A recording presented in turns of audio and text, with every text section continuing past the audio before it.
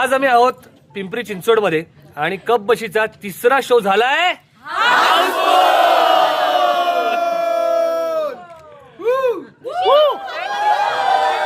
दिसतायत का सगळे?